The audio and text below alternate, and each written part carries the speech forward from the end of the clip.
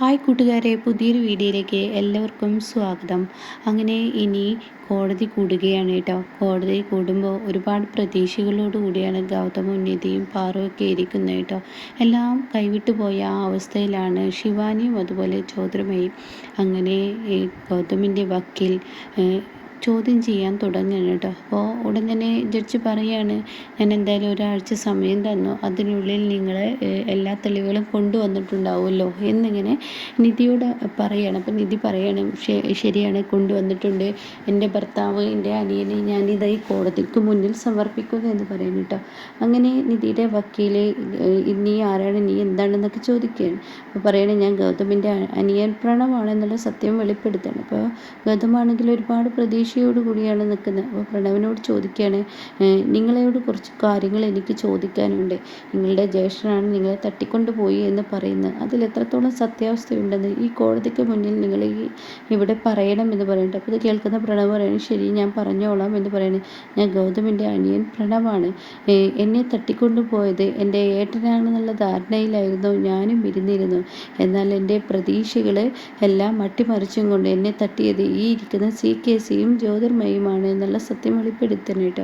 അത് കേൾക്കുന്ന എല്ലാവരും ആകെ ഞെട്ടലോടുകൂടി നിൽക്കുകയാണ്. ഈ ശിവാനിയും അതുപോലെ തന്നെ ജ്യോതിർമയും താൻ പിടിക്കപ്പെട്ടല്ലോ, ശിക്ഷ വിധിച്ചല്ലോ എന്നുള്ള ലെവലിരിക്കുകയാണ്. അപ്പോൾ ഈ സമയം നിധിയും അതുപോലെ തന്നെ പാറു ഒരുപാട് പ്രതീക്ഷയാണ്. അപ്പോൾ പ്രണവ് നല്ലൊരു മറുപടി കൊടുത്തത് കൊണ്ട് തന്നെ താൻ രക്ഷപ്പെട്ടു എന്നുള്ള ആ ഒരു ഇതോടുകൂടി ബോധം നിൽക്കണം കേട്ടോ. ആ സമയം പ്രണവ് പറയുന്ന പിന്നീടുള്ള വാക്കുകൾ എല്ലാവരെയും അത്ഭുതപ്പെടുത്തുകയാണ്.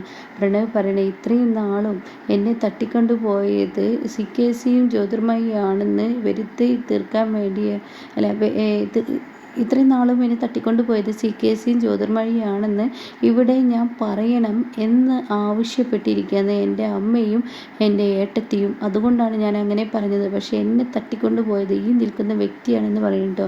അത് കേൾക്കുന്ന ഗൗതം, എടാ നീ എന്താടാ ഈ പറയുന്നത്? അതെ, എൻ്റെ ഏട്ടൻ എന്ന് പറയുന്ന ഈ ഗൗതമാണ് എന്നെ തട്ടിക്കൊണ്ടുപോയത്. എല്ലാ കുറ്റങ്ങളും അവരുടെ മേലിട്ടില്ലെങ്കിൽ എന്നെ കൊന്നുകളയുമെന്നാണ് എൻ്റെ അമ്മയും അതുപോലെ എൻ്റെ ഏട്ടത്തിയും എന്നോട് ആവശ്യപ്പെട്ടത്. അതുകൊണ്ടാണ് കോടതിക്ക് മുന്നിൽ ഇങ്ങനെ ഞാൻ പറഞ്ഞതെന്ന് പറയും കേട്ടോ. ഇത് കേൾക്കുന്നതിനോടുകൂടി എല്ലാവരും ഷോക്കായി പോവുകയാണ്. എന്നാൽ ഒട്ടും പ്രതീക്ഷിക്കാത്ത പ്രണവിൻ്റെ വായിൽ നിന്ന് വീഴുന്ന ആ വാക്കുകൾ എല്ലാവരെയും അത്ഭുതപ്പെടുത്തുകയാണ്. ശിവാനിയും അതുപോലെ തന്നെ ജ്യോതിർമയും. അപ്പോൾ ഇവർക്ക് സന്തോഷമാവുകയാണ് കേട്ടോ. അതുവരെ നെഞ്ചിരിപ്പോട് കൂടി ഇരുന്നിരുന്ന ജ്യോതിർമയ്ക്ക് പിന്നീട് സന്തോഷമുള്ള നാളുകളായി മാറുകയാണ്.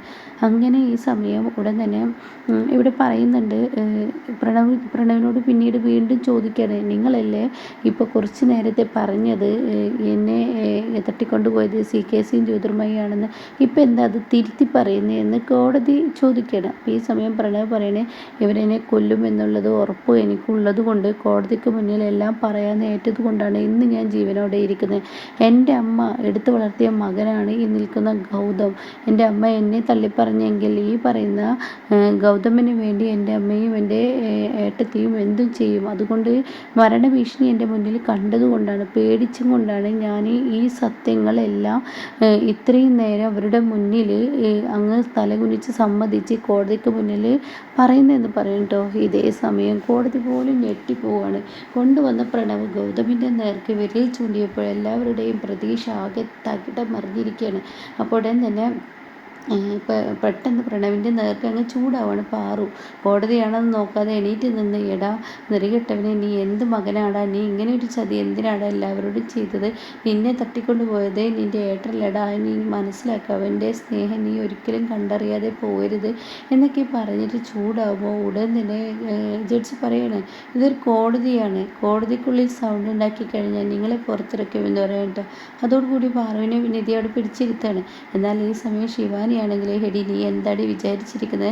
എൻ്റെ പ്രണവ് അങ്ങ് മാറി നീ അവനെ കൈക്കുള്ളിലാക്കി എല്ലാവരോടും പ്രതികാരം ചെയ്യാമെന്ന് കരുതിയില്ലേ? എന്നാൽ എൻ്റെ പ്രണവിനെ ഞാൻ കൊടുത്തത് ആത്മാർത്ഥ സ്നേഹമാണെങ്കിൽ അവനത് വിശ്വസിക്കുന്നു ഉള്ളത് കൊണ്ട് തന്നെ അവന് ഞങ്ങളെ ചതിക്കില്ല എന്ന് പറയട്ടോ. അപ്പോഴേക്കും ജ്യോതിർമയ്ക്കും വലിയ സന്തോഷമാകുന്നു. ഒരിക്കലും പ്രതീക്ഷിക്കാത്തൊരു ട്വിസ്റ്റാണല്ലോ ജ്യോതിർമയുടെ മുന്നിലേക്ക് ഇട്ടിരിക്കുന്നത്. അങ്ങനെ കോടതി ഗൗതമിന് ശിക്ഷ വിധിക്കാൻ പോവാണ്. ശിക്ഷ വിധിക്കുന്ന സമയത്ത് നിധി അങ്ങ് ഇടപെടുകയാണ്. നിധി പറയുന്നത്, ഒരിക്കലും ഈ പറയുന്ന എൻ്റെ ഗൗതമിന് ശിക്ഷ വിധിക്കരുത്. കോടതിയുടെ മുന്നിൽ ഞാൻ അപേക്ഷിക്കുകയാണ്. എനിക്ക് കുറച്ച് സമയം തരൂ. അത് കേട്ട ഉടനെ നിങ്ങൾക്ക് ഒരാഴ്ച സമയം തന്നിട്ടും നിങ്ങളിപ്പോൾ കൊണ്ടുവന്ന ആൾ തന്നെ പ്രതി ഗൗതമാണെന്ന് പറയുമ്പോൾ ഇനി എന്ത് സമയം? എനിക്ക് ഒരാഴ്ച 2 ആഴ്ച ഒന്നും വേണ്ട. ഈ കോടതിക്ക് മുന്നിൽ ഇപ്പം തന്നെ ഞാനൊരു തെളിവ് തരാം. ആ തെളിവിൻ്റെ അടിസ്ഥാനത്തിൽ എൻ്റെ ഗൗതമിനെ ശിക്ഷിച്ചാൽ മതി എന്ന് നിധി പറയണം. അപ്പോൾ ഈ സമയം ആരാ തെളിവെന്ന് ചോദിക്കുകയാണ്. അപ്പോൾ പവിത്രൻ എന്ന് പറയണം കേട്ടോ. അപ്പോൾ ഇവിടെ എല്ലാവരും പേടിച്ച് പോവുകയാണ്. ഈ പറയുന്ന CK ജ്യോതിർമയിയും ശിവാനിയും അതുപോലെ തന്നെ പ്രണവ് കേട്ടോ. അങ്ങനെ പവിത്രനെ വിളിക്കാനുള്ള ഏർപ്പാടുകൾ ചെയ്യാണ്. പവിത്രൻ ജയിൽക്കൂട്ടിൽ വന്ന് നിൽക്കുകയാണ്. അങ്ങനെ എന്താണ് ശരിക്കും സംഭവിച്ചത്? ആരാണ് നിങ്ങളെ ആരാണ് ഈ നിൽക്കുന്ന പ്രണവിനെ തട്ടിക്കൊണ്ടുപോയത്? എല്ലാം ചെയ്തത് നിങ്ങളാണല്ലോ. അപ്പോൾ ഈ കോടതിക്ക് മുന്നിൽ വെളിപ്പെടുത്തണമെന്ന് പറയാം കേട്ടോ. അപ്പോൾ ഉടൻ തന്നെ പവിത്രൻ പറയണേ എല്ലാം ചെയ്തത് ഗൗതം സാറും നിധി സാറും പറഞ്ഞിട്ടാണെന്ന് പറയാനാണ് ഇവിടെ എല്ലാവരും ആഗ്രഹിക്കുന്നത്. പക്ഷേ ഞാൻ എൻ്റെ സ്വയം ഇഷ്ടത്തിന് കൊണ്ടുപോയതാണ്. അപ്പോൾ ഉടൻ തന്നെ നിധി ഇങ്ങനെ നോക്കുകയാണ്. പവിത്രൻ നീ എന്താ ഈ പറയുന്നത്? അതെ. അപ്പോൾ ഉടൻ തന്നെ നിധി പറയുന്നത് CKC ജ്യോതിർമയി ആണല്ലോ എന്ന് പറയുന്നുണ്ട്. അപ്പോൾ അതൊക്കെ വെറുതെ പറയുന്നതാണ്. എന്നെ ആരും ഈ ഒരു കൊട്ടേഷൻ ഏൽപ്പിച്ചിട്ടില്ല. ഞാനൊരു ദിവസം ഗൗതമും ഞാനും തമ്മിൽ കണ്ടുമുട്ടാനിടയായി. ഞങ്ങൾ തമ്മിൽ വഴക്കായി. അന്നത്തെ വൈരാഗ്യം വെച്ചാണ് ഞാനിപ്പോൾ ഈ പറയുന്ന ഗൗതമിന് പണി കൊടുത്തത്. ഗൗതമിന് ഒരു പണി കൊടുക്കണമെന്ന് തോന്നിയാണ് ഞാൻ പ്രണവിനെ തട്ടിക്കൊണ്ടുപോയത്. അപ്പോൾ ഉടൻ തന്നെ നിധി ആകെ എന്താ പറയേണ്ടതെന്ന് അറിയാതെ ഇരിക്കുകയാണ് കേട്ടോ. അപ്പോൾ ഇതിൽ നിരപരാധിയാണ് ഗൗതം. അതുകൊണ്ട് ഗൗതമിനെ വെറുതെ വിട്ടോളൂ.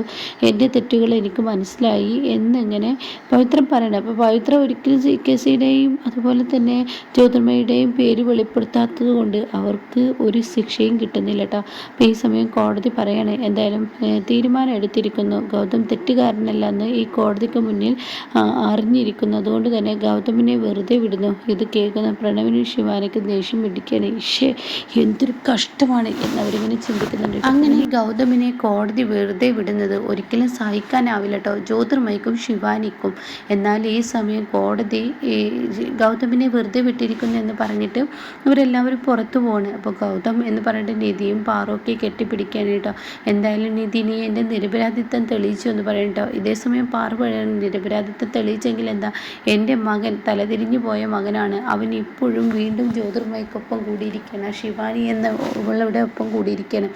അതുകൊണ്ട് തന്നെ എന്ന് പറയുമ്പോൾ കോൺസ്റ്റബിൾ വന്നിട്ട് പറയണം ഗൗതം ചില കാര്യങ്ങൾ ചെയ്തു തീർക്കാനുണ്ട്, ഒപ്പിടാനൊക്കെ ഉണ്ട്, ഇനി ഇങ്ങ് വാ എന്ന് പറഞ്ഞിട്ട് ഗൗതമിനെ വിളിച്ചു കൊണ്ടുപോവാണ്. അപ്പോൾ ഗൗതം അങ്ങ് പോകുന്ന സമയത്താണ് ഈ പറയുന്ന പ്രണവ് വരുന്നത് കേട്ടോ. പ്രണവിനെ കാണുന്ന പാറുവിനങ്ങ് ദേഷ്യം പിടിക്കുകയാണ്. കാരണം നോക്കി പ്രണവിൻ്റെ ഒന്ന് കൊടുക്കുകയാണ്. എന്നിട്ട് പറയണ ഏടാ പൊട്ടാ നിനക്ക് ഇത്ര ബുദ്ധിയില്ലാതെ പോയല്ലോ, നിൻ്റെ ഏട്ടൻ ഒരിക്കലും നിന്നെ തട്ടിക്കൊണ്ട് പോകില്ല എന്നിങ്ങനെ പറയുമ്പോൾ നിങ്ങളെപ്പോഴും അങ്ങനെയല്ലേ പറയുള്ളൂ. കാരണം ഒരു പെറ്റമ്മയും ഇത്ര ആത്മാർത്ഥമായി വളർത്തു മകനെ സ്നേഹിക്കില്ല. ഞാൻ നിങ്ങളുടെ ഉദരത്തിൽ ജനിച്ച് നിങ്ങളെന്നെ പ്രസവിച്ച മകനാണ്. ആ മകനെ നിങ്ങളിങ്ങനെ തള്ളിപ്പറയുമ്പോൾ എന്താ നിങ്ങൾ വേണ്ടെന്ന് എനിക്കറിയില്ല. നിങ്ങളിപ്പോൾ എന്നെ അടിച്ചത് എനിക്ക് കുഴപ്പമില്ല, പക്ഷേ ഇനി തൊട്ടാൽ എൻ്റെ സ്വഭാവം മാറും. കാരണം ഞാൻ നിങ്ങളെ അമ്മയായി കണ്ടിരിക്കുന്നു. ആ അമ്മയുടെ ആ സ്ഥാനത്ത് നിന്ന് നിങ്ങൾ എന്നോട് ചെയ്യാൻ പാടില്ലാത്ത ക്രൂരതകളാണ് ചെയ്യുന്നത്.